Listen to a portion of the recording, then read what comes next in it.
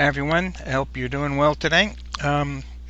So in the near future, you'll graduate, you'll get a job, you'll be making more money than you ever have, and if all goes well, you even be working inside of a green building. So that's the topic today, green buildings. So let's get into that. Why are buildings important? Well, they have a lot of impacts on the environment, much of which is not real obvious, but you can see that significant amount of water, perhaps more importantly, is the amount of energy that they consume.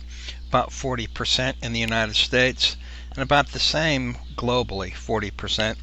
And they produce a significant amount of greenhouse gas emissions, including carbon dioxide, about 40% in the United States.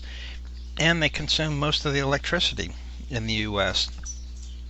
And not to mention that when we're working inside of buildings, we're also producing lots of solid waste, lots of garbage.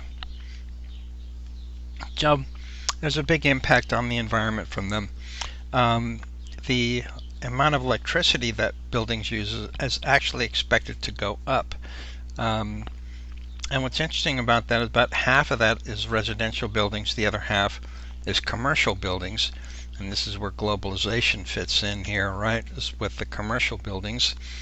And with more increased consumption of electricity, there will be an increased demand on producing electricity.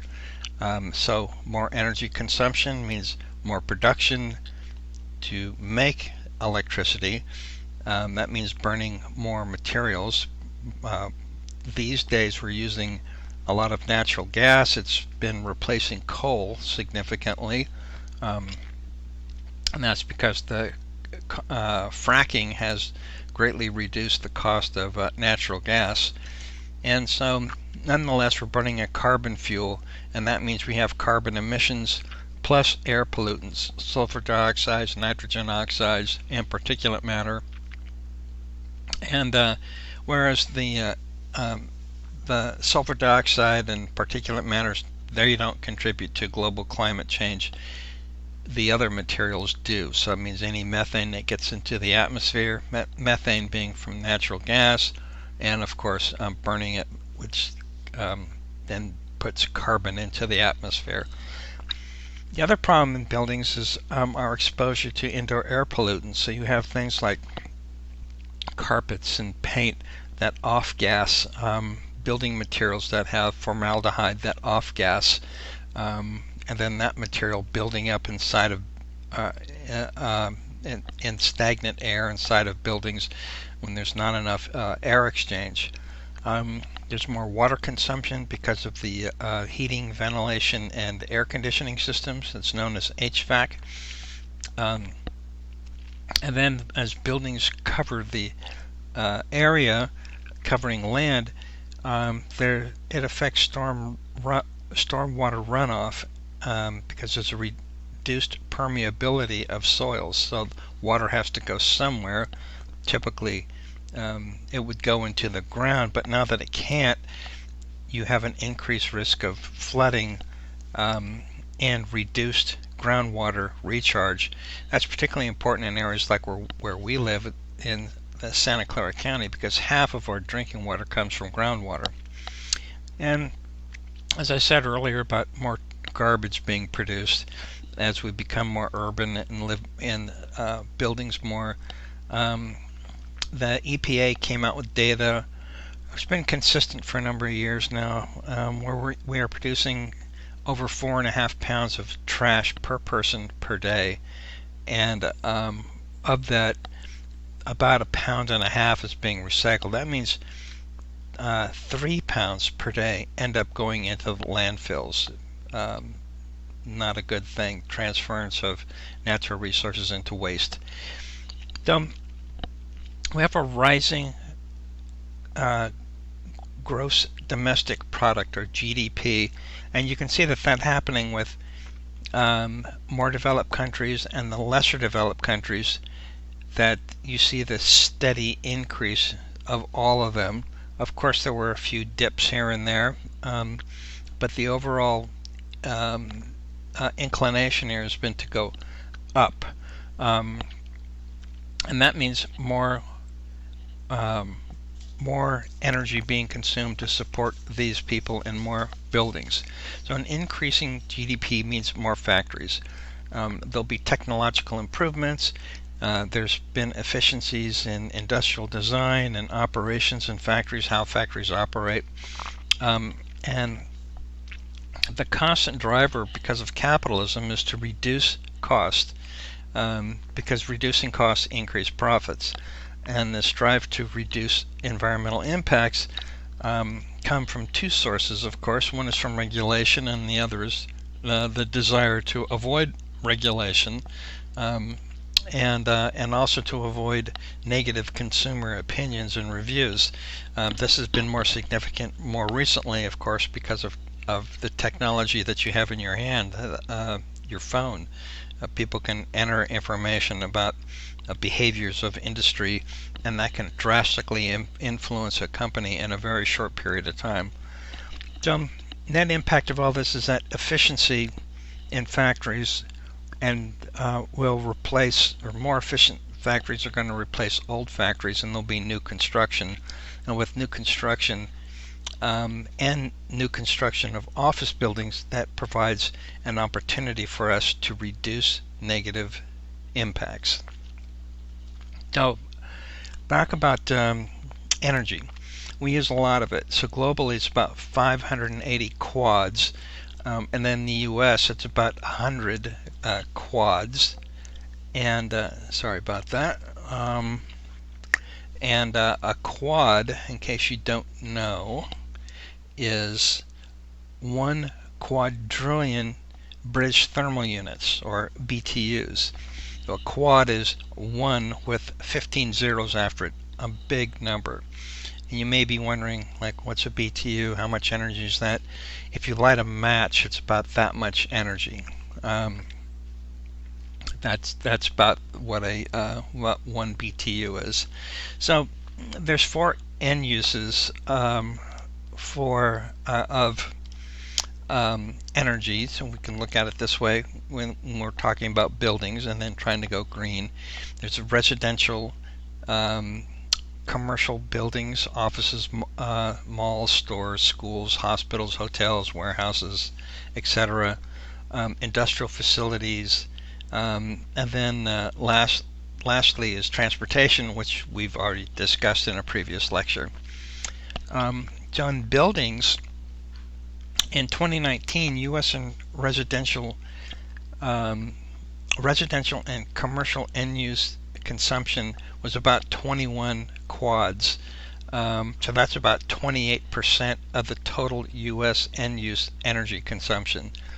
And so that really points out how important buildings are, because the huge number of a quantity of energy that they consume. In 2014, it's about a quad of energy is used in the manufacturing element, so manufacturing facilities. So those are also important. And these manufacturing facilities also present then great opportunities for efficiency and green building, which I'll describe in just a bit. So the other thing about this is that, and I want to point this out partly because a number of cities are in fact, like city of San Jose, on the city agenda for today, they're actually considering banning all use of natural gas, which means that they're going to this is in new construction, which means that there would be more demand for electricity. The problem with electricity, there's a lot of problems with that plan. I don't agree with it, by the way, mostly because with natural gas you get about 6 times more energy per unit of money that's spent. So it's much more cost effective to use natural gas. And the reason for that is because you use natural gas to produce electricity. So if you're going to use natural gas at a power plant like you see down here, then it has to go through all these steps to eventually get to the end use. And each one of these steps, you lose energy. So producing electricity is very inefficient unless you are living close to where the energy is being produced. And currently we've had a problem with producing enough electricity. So for example, in August of 2020 there was a number of shutoffs of electricity because it wasn't available. And there was a more not too distant past, a governor was recalled because of energy crisis that had been going on, which was primarily about the distribution of electricity, which we found out later was an act of significant fraud from a company, Enron. But I'm not going to get into that. The point here is simply that electricity production and distribution is very inefficient. But this is very important as it relates to buildings because they consume so much energy, which points out the need for them to be close to where energy is being produced. And when I'm saying energy in this case, particularly electricity.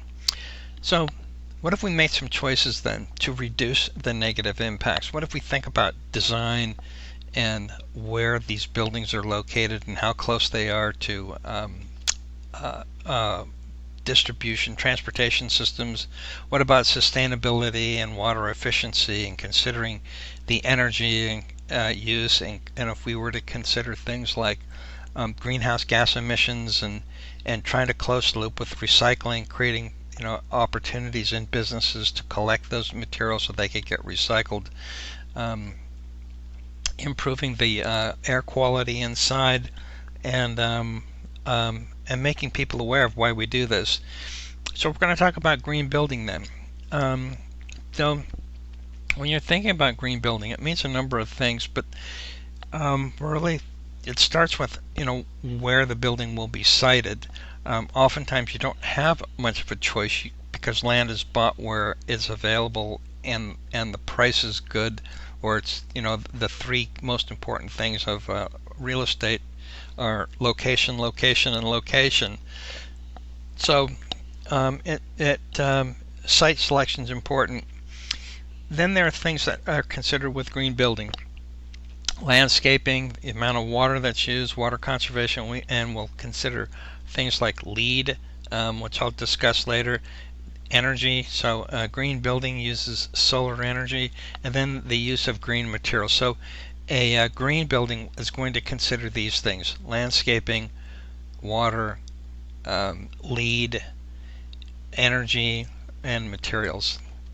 So the thing about the site is, the first thing is it suitable for development? So there are some areas in like the Rust Belt of the United States, well, they're currently not suitable because they are contaminated with many of the materials that were used decades and decades ago. So there's huge areas in Detroit, for example, that are currently unusable because of the significant amount of contaminants. So we have to clean those areas up first. And then there's, when we think about the impacts and about developing a site, what are the impacts on the air and the water and the soil, and what about the economic impacts of the area around where the building is going to be put? Will there be an impact on the habitat that lives there? Is it part of a redevelopment plan? Again, that relates to the economics of the area, and I've already mentioned contaminants. So, we'll think about the communities that will be in an area that can be impacted, the natural resources, historic structures, if there's any restoration that's going to happen, meaning so areas like downtown San Jose where Google's going to be coming in, and they're going to be building essentially a second downtown with the project called Downtown West. There's a couple of creeks that run through there. One is a really great example of really bad urban planning, and so the new plan will address those creeks, and there'll be a lot of effort put in to restore them, and then also make them more available to the public. So with green building, we'd also think about transportation. So how close are the buildings and or including factories, are they to mass transit and highways and seaports, trains and airports? And this is because the closer they are, the less distance you have to travel, particularly in moving goods, and which means that you can reduce carbon or ecological footprints. So closer to roots of these transportation systems means that we will use less energy, there will be less air pollution, and there will be fewer greenhouse gases. So we also think about landscaping. So there's natural drainage patterns off a building that site planners always have to consider. There's the use of indigenous species, because natural species that are native to an area typically don't need to use much water. You'd consider things like irrigation requirements and water efficiency and the runoff. These are things. When I was a planning commissioner in the city of Campbell, I put together what was called the WELLS program, Water Efficiency Landscape Guidelines, and so we addressed all these things. And I guess it's still in the planning code over there. I don't really know, but so water conservation, indoor and outdoor water conservation. So in a green building, they'd be thinking about efficient fixtures, faucets and toilets. Actually, I was involved in that in early part of my career. I worked with some people at the city, and I wrote a plan to restrict how much water comes out of a shower head. So you can blame me for that. I wrote that in, what was it, 1984 or 5, something like that, and it ended up getting approved, and it limited the amount of showers, how much water can come out of a shower head, to 3 gallons a minute, plus or minus 0.25 GPM, gallons per minute. So that we did that to actually not save water, but believe it or not, it was to reduce sewage, the amount of sewage that was created. And the other benefit of this is that if you use less water, you use less natural gas to heat that water, so there's fewer greenhouse gas emissions. So yep, I did all that many years ago.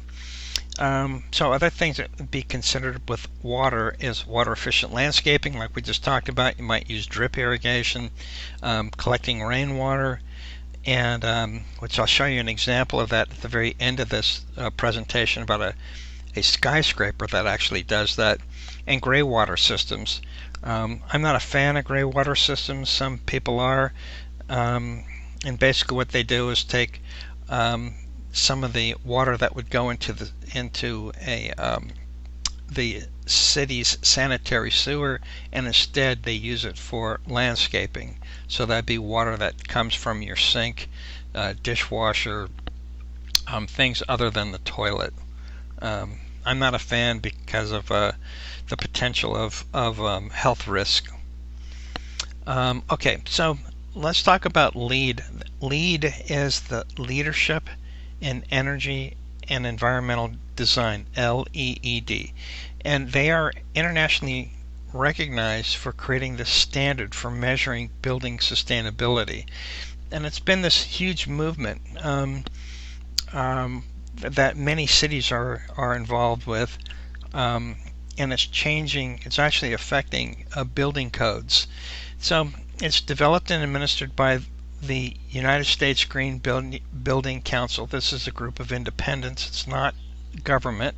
It's not by the U.S. government. It's by the group of people.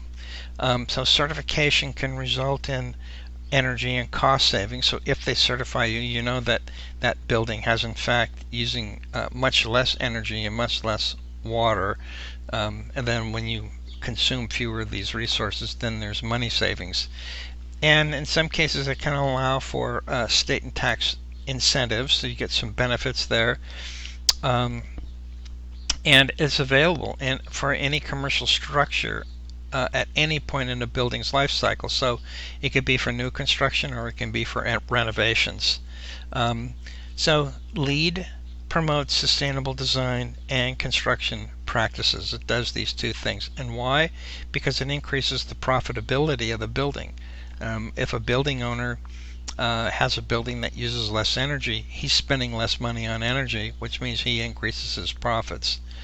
It also reduces the negative impacts, environmental impacts of a building, so you have cleaner air inside the building.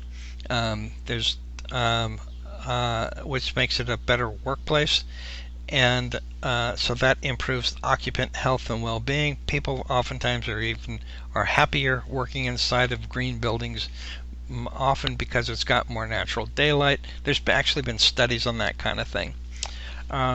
Okay, and here's a website if you want to look up and read more about that. So here's, I think this should tie some things together. The U.S. Green Building Council, this is their mission statement, and they said that they're committed to a sustainable, prosperous future through LEED, the leading program for green buildings and communities worldwide. That's a true statement. Our vision is that buildings and communities will regenerate and sustain the health and vitality of all life within a generation. Our mission is to transform the way buildings and communities are designed, built, and operated, enabling an environmentally and socially responsible, healthy, and prosperous environment that improves the quality of life. Very general, but you get the idea. They want to reduce the negative impacts of buildings, and in fact have them so that they sustain health and vitality. Okay, so there are different levels of certification. There's 4 levels. And so they start with being certified, LEED certified, and then they go to silver and gold and platinum.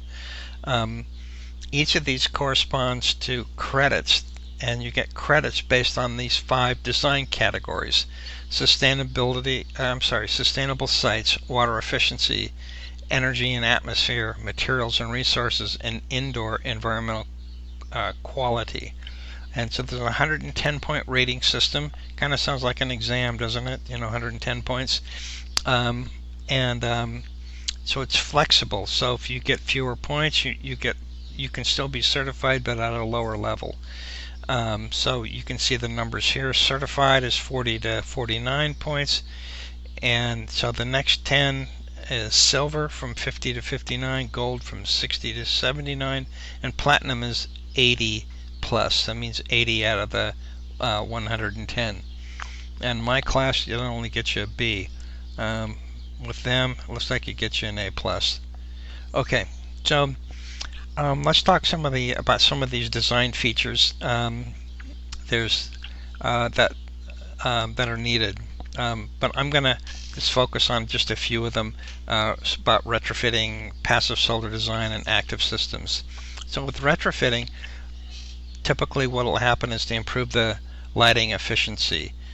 So that would mean things like moving to fluorescent lights, but what's even better is LEDs. If you look at this chart here, you'll see that LEDs use much less energy than do incandescents, and they last much longer. Okay, then there's things like a programmable thermostat. That's to control the HVAC systems, energy used to heat and cool a building, using Energy Star appliances, ovens, dishwashers, things like that. Air leaks are taken care of. They're plugged up. Using insulation. Strange but true, many buildings were built without any insulation, so there's a lot of retrofitting that has happened over the years. And then there's landscaping, which includes things like planting deciduous trees so that when the winter happens, leaves drop, more sunlight hits a building in the winter, the tree is full of leaves, and it actually shades a building, which reduces the demand for air conditioning. Okay, so passive and active solar systems are different, but we'll discuss those. And then there's PV, photovoltaic panels, and then there's solar hot water panels, which don't seem to be used as much anymore, at least to my awareness. And then there's natural daylighting. That's what this photograph shows here at the bottom, natural daylighting. And then over here you can see PV panels on this bottom right image. And then up above here is a passive solar system where the sun is used to come through and warm a house when the light comes in and carrying heat and heats up the thermal mass. I knew a guy who had a house like that. It was very cool. Okay, so with passive solar, the idea is to use as little electricity and gas as possible because of good design of the building. You'd use as much energy you can from the sun and the wind for things like heating and cooling. You want to maximize the use of wind and vegetation and sunlight. And so the basic components of that is how the building is oriented, the overhangs and shading, because overhangs can shade windows, which means that you reduce the amount of sunlight that comes in that can cause heat inside of a building, but you still get the light. And then there's insulation and windows and thermal mass. So the orientation is critical. You want to have a true east-west axis orientation. That's what this shows here. A south-facing building will get more sunlight, so you have to consider which rooms need the most or least heat, and so you orient how you use the building with the uses. Or the uses have to relate to where the sun strikes the building. And then using natural light, which I'll show you an example of that towards the end of this presentation. And the other thing with passive solar is using materials and architectural features such as low E glass and ceilings and energy efficient. The ceilings would be slanted so that heat builds up in certain areas. And the low E glass reduces the amount of heat gain through a window. You can see here with the overhang how that works is to basically block the sun from coming in. And so the idea here is you want to permit a lot of what's called daylighting. Then we have with landscaping is xeriscaping. So here's examples of deciduous trees. So with xeriscaping, you reduce the amount of water that's needed, and the energy that's needed to move that water. And you use things like native plants, indigenous species. Sorry about that. I'll fix that. The bottom line is that they act as a buffer against heat in the summer, and in the winter they'll allow sunlight to come in to help warm a building. The other thing with insulation here, you can use all kinds of different things. In this case, here's denim, which I think is kind of unusual. I worked for PG&E for a few years and was an energy auditor inspector, and what I saw in houses and buildings was mostly it's actually treated newspaper. It's newspaper treated with boric acid, which is the same stuff they use in eye drops. So it's that makes it works as a fire retardant, and it has a really high what's called R value, holds in a lot of heat. And then of course there's fiberglass insulation, which is just glass that is extraordinarily thin, and then made into things, made into fiberglass bats, or it can just be blown in. And then this one here shows straw bale, unusual, not used a whole lot, but it's used. So about windows, this is the low E glass, which reduces the amount of heat gain through a window. Actually, I have those in my house. I have low E glass throughout my entire home.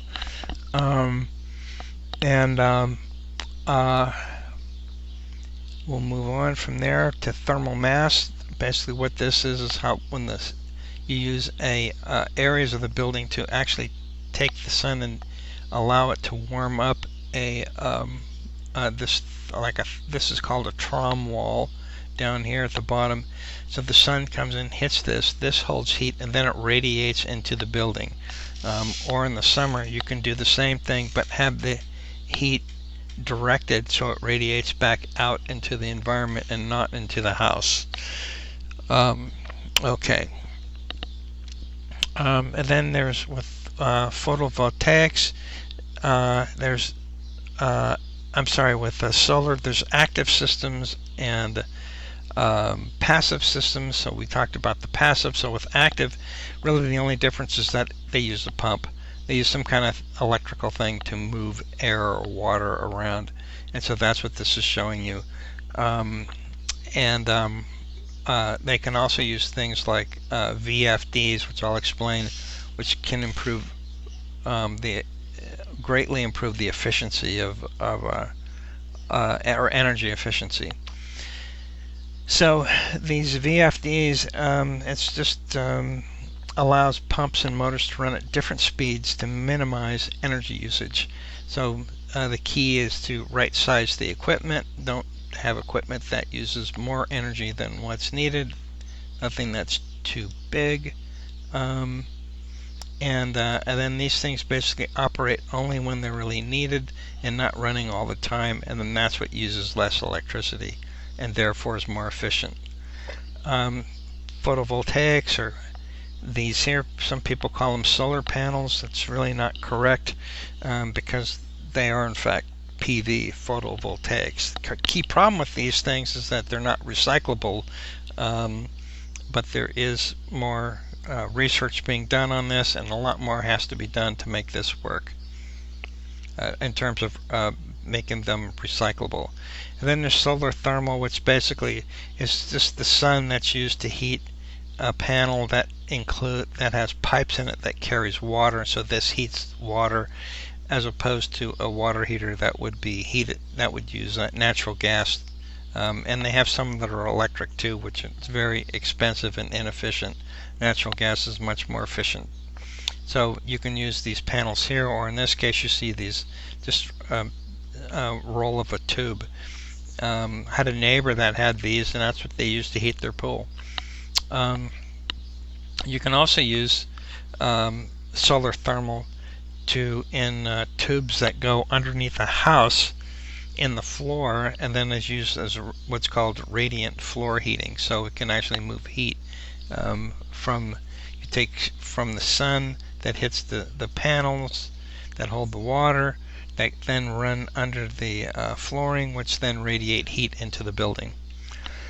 Then wind turbines can produce electricity. There's a few of these in downtown San Jose. You can actually see them off of Almaden Road and Highway 87. That's the Adobe building out there. So they look like this. And there's another one in San Jose at the Environmental Innovation Center, the EIC. I'll show you a diagram of that in just a bit. And the other thing you can do is that if you have these systems and you're producing more energy than you're consuming, you can put it back on the grid and even sell it. So if you're not using it while you're producing it, why not, right? And so the meter can actually be spinning backwards. And then when you are producing more energy, you take care of that problem we talked about earlier, because electricity travels a less distance, which means that you lose less, and which means that you overall improve the efficiency and of producing and distributing the energy. So you see in this whole chart here, typically it would be electricity would be produced at a power plant, go through a voltage system, high capacity transmission lines, and then into neighborhoods.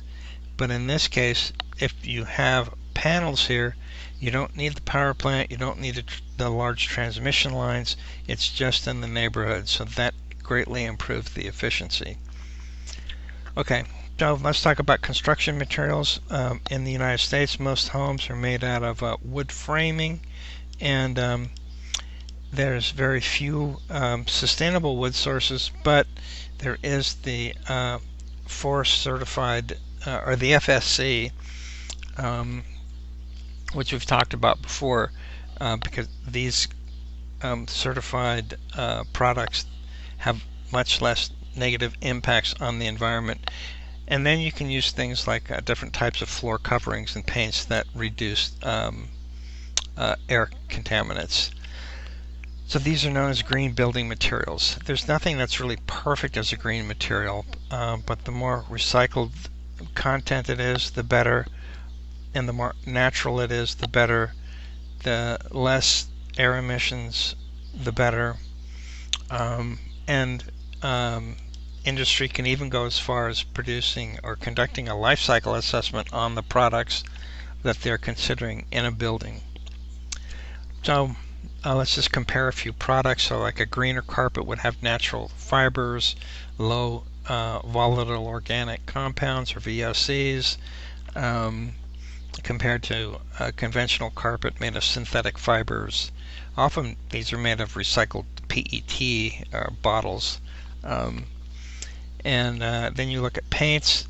California's been doing a lot of regulation of paints, so we have a lot of low VOC paints.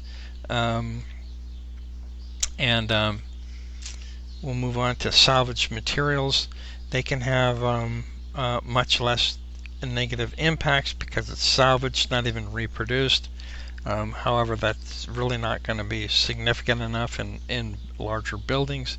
So they could be using things like recycled content building materials for things like recycled steel, which is steel is the most recycled thing that's out there, and you see more buildings that are using steel because it costs much less than wood, and they're using things like recycled concrete as base material. So the other key thing, of course, is reducing the amount of waste, and the way to do that is first with demolition and deconstruction, is reusing components of any building that was demolished or deconstructed, meaning taken apart, and then using that salvage material.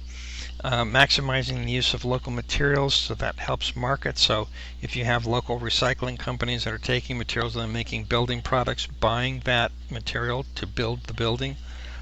So now let's just talk about a few examples. So here's one of my favorites. This is the Hearst Tower in New York City. And inside of it they have this 3-story atrium that's filled with this cascading water. That's right here. And this water actually comes from the HVAC system and the HVAC system that's used then produces much less or uses less energy, and then this here also helps cool the building. So the Hearst Tower was the first commercial skyscraper in New York to receive a gold LEED rating, and in 2012 it was upgraded to a platinum rating, so they made improvements. It uses about 22% less electricity or less energy than a typical skyscraper, so that's about 2 million kilowatt hours a year that's saved. It used 20% less steel than a conventional design. Daylighting, about 95% of the space in this building is lit with natural light from the environment. Carpet, ceiling tiles, other furnishings are made with recycled material, and the rainwater is collected in these tanks at the top of the building, which then is used to humidify the atrium and is used in that HVAC system. What's been billed as the greenest commercial building in the world is the Bullitt Center, which is up in Seattle. And it uses things like, as you can see, this large roof then shades this area but allows daylighting to happen. It has radiant heating, which we talked about. It's close to many areas, so that improves its walkability. Solar panels for heating, electricity production. There is composting toilets that it has in it, a great water system, rainwater harvesting. It has stairs that are very obvious, so people would use those instead of taking the elevator, and some other elements. So you can read more about it if you'd like to. I put their website down here. And more closer to home, here's De Anza College. This should make us all kind of wonder, like, why don't we do this at San Jose State? They built the Media and Learning Center. It was completed in 2012. It got some awards, and it's 2 stories, about 65,000 square feet, and it has a natural air conditioning system. It has PV on the roof, and it has solar thermal collectors, so that's for hot water. And in San Jose, there is the Environmental Innovation Center, or the EIC, and you can see here it's got wind turbines up here, solar panels.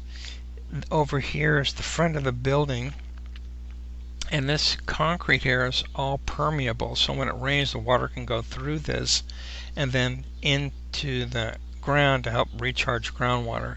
So the solar panels offset 100% of its energy use.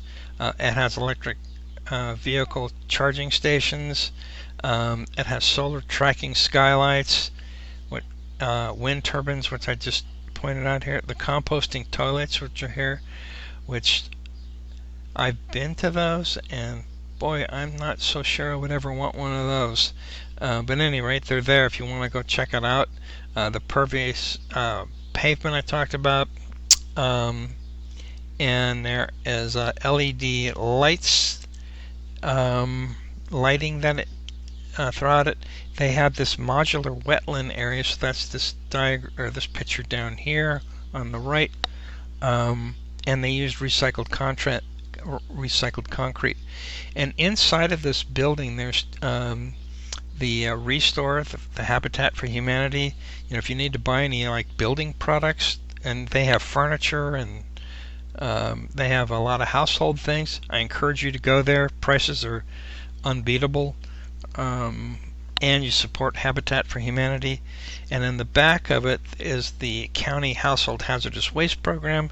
I've been working with them for decades, and I have students that actually work with me that then work with them, and that's something you can do too. You can always see me about taking Environmental Studies 193, where you can work with us with the Recycling and Household Hazardous Waste Hotline.